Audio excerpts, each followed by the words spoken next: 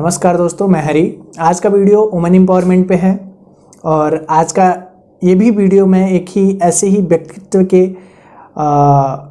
विशेष व्यक्तित्व के कह लीजिए महिला के जीवन के कुछ पन्ने को पलटते हुए शुरू करना चाहूँगा। बस उनके इंट्रोडक्शन में कहूँगा कि उनके अनगिनत देशों ने उन्हें अनगिनत अवार्ड देकर नवाजा है और ये इसलिए स्वाभाविक है, बहुत बड़ी बात नहीं है, क्योंकि वो पूरी दुनिया की माँ जो है। और सीखने वाली बात यह है और बताने वाली बात यह है, आज मैं वही बताऊंगा जो उन्हें माँ बनाता है।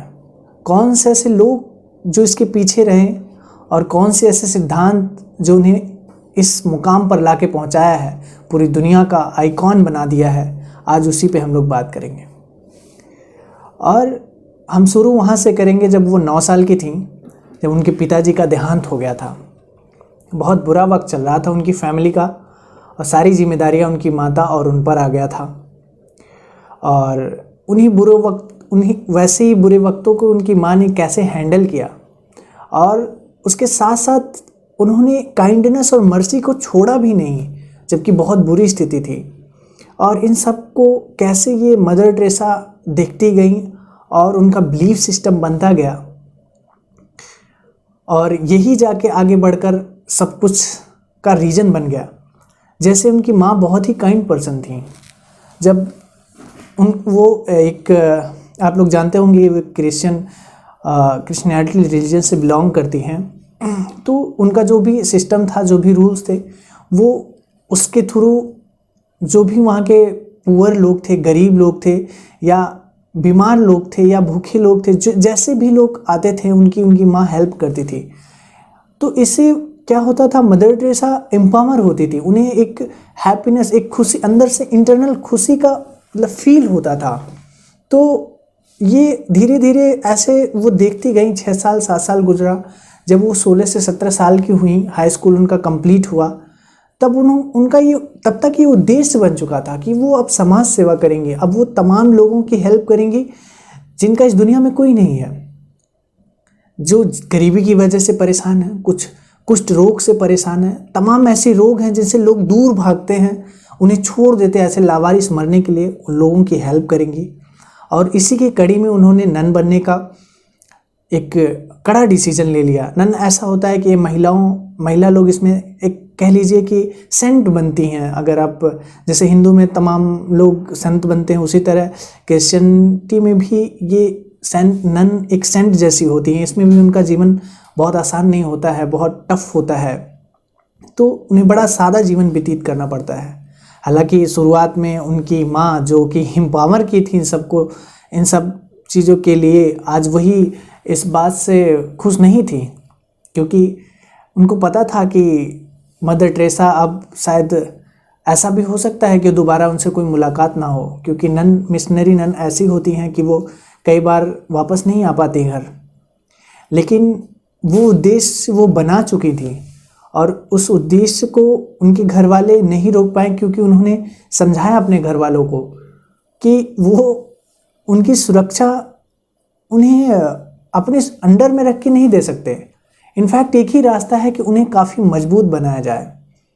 और वो इस तरह अपनी फैमिली को कन्विंस करती हैं और उनकी फैमिली उन्हें वो फ्रीडम देती है, जिसका ये रिजल्ट रहा कि वो आगे चल करके यहाँ कोलकाता आती हैं और एक शिक्षिका का काम करती हैं। कॉन्वेंट स्कूल में वो शिक्षा देने का काम करती हैं। लेकिन इन सब के दौरान बड़ा लंबा समय गुजरता है। वो काफ़ी हेल्प कर रही थी, ऐसी बात नहीं है, उस सब शिक्षिका होने के दौरान भी काफ़ी हेल्प करती थी। लेकिन इस सब के बीच उन्होंने वर्ल्ड वार 2 देखा था। और जब ये लाइनें खींची गई भारत और पाकिस्तान की, तब जो हालात थे लोगों के, कोलकाता में वो एक तो आ चुकी थी, वहाँ के हालात तो और भी बदतर थे। तो वो जब पढ़ाती थी तो वो जो बाहर देखती थी उस गरीबी को, वो देख के रह नहीं पाती थी, क्योंकि वो एक ऐसे फैमिली से बिलोंग करती थी जहाँ के लोग बड़े काइंड थे।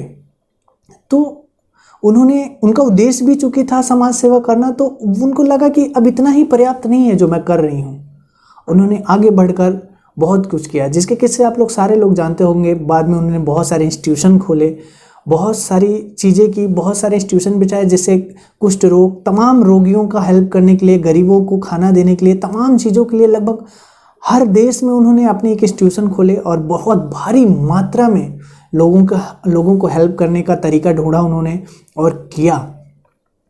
और इस वजह से वो पूरे वर्ल्ड के आइकॉन बन गई और पूरी दुनिया ने लगभग उन्हें अपने अपने सबसे बड़े बड़े अवार्डों से नवाजा। जैसे भारत में उन्होंने भारत रत्न से अवार्ड से वो नवाजी गई, उन्हें पद्म भूषण भी मिला है, उन्हें तमाम अवार्ड इंडिया में भी मिले और अमेरिका ने भी दिया, कई देशों ने दिया आगे चल के, इनफैक्ट रसिया ने भी दिया, कई देशों ने आगे बढ़ के उन्हें बहुत सारे अवार्ड्स दिए, बहुत सारे अवार्ड से वो नवाजी गई। और ये सब कैसे हो पाया, आज हम लोग सीखेंगे यही दोस्त कि ये कैसे हो पाया। इसमें अगर उनकी फैमिली उन्हें फ्रीडम नहीं देती, अगर वो अपने उद्देश्य को खुद भी चूज ना कर पाई होती, अगर उन्हें इतना फ्रीडम ना होता, इतना भरोसा ना होता कि मेरी फैमिली उन्हें वो करने देगी जो वो सोच रही हैं, तो कैसे वो इतना बड़ा उद्देश्य बनाती। दोस्तों, आज हमारे देश में भी इसकी बहुत बड़ी प्रॉब्लम चल रही है।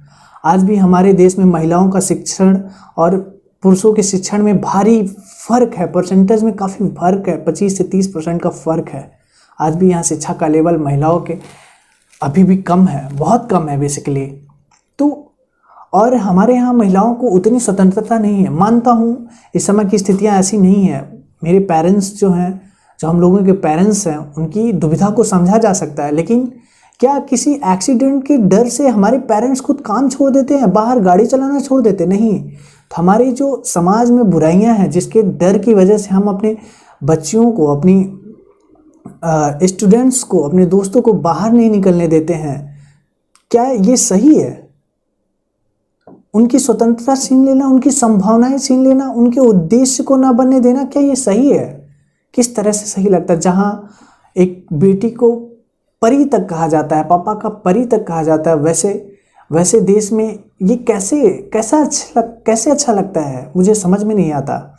एक परी जिसे उड़ने ही नहीं दिया जाता, ये कैसे पिता हैं? मैं उनकी दुविधा समझ सकता हूँ, लेकिन ये तरीका बिल्कुल गलत है कि उन्हें अपने ही अंडर में रख के, अपनी ही सुरक्षा में रख के उन्हें आप जिंदगी भर सुरक्षा नहीं दे सकते। बेहतर है कि आप उन्हें मजबूत बनाएं, उन्हें अंदर से आत्मनिर्भर बनाएं, उन्हें तकलीफों से गुजरने का एक्सपीरियंस दें, शुरू से दें, ताकि जब उनके सामने किसी तरह का बड़ा घटना हो या किसी तरह का एक बुरा एक्सपीरियंस हो, तो वो उसको फेस कर पाएँ, बहादुरी के साथ फेस कर पाएँ और ये उनके जीवन का रुकावट ना बने। तो ये बहुत ज़रूरी है हमारे देश में। दोस्तों, आपको जो भी लगता है इस सब के बारे में, आप कमेंट कीजिए और बताइए आपको कैसा लगता है। और हमें एम्पावर करने के लिए मेरी इस वीडियो को लाइक कीजिए, शेयर कीजिए, कमेंट कीजिए। दोस्तों, धन्यवाद।